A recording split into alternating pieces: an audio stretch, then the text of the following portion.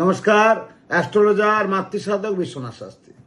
বিভিন্ন ধরনের মানুষ আপনারা ব্যবসা করেন, বিভিন্ন ধরনের ট্রেড নিয়ে আপনারা ব্যবসা করছেন, কিন্তু টাকা কিছুতে থাকছে না। বা আপনি একটা ভালো জায়গায় চাকরি করছেন, ভালো ইনকাম করছেন, টাকা ঘরে কিছুতে আপনারা রাখতে পারছেন না।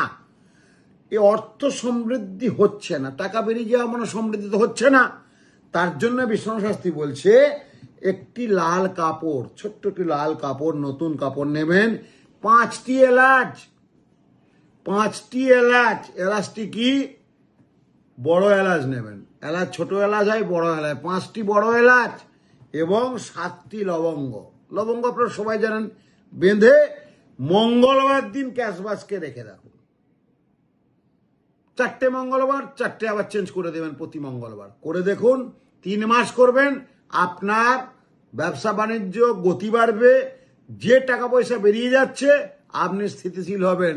আপনি বাড়ির কর্তা, ভালো চাকরি করেন, আপনি ভালো একজন অফিসার, কিন্তু টাকা আপনি রাখতে পারছেন না, আপনার টাকা বাড়িতে থাকবেই। বিশ্বনাথ শাস্ত্রী বলছে। জয় মা তারা।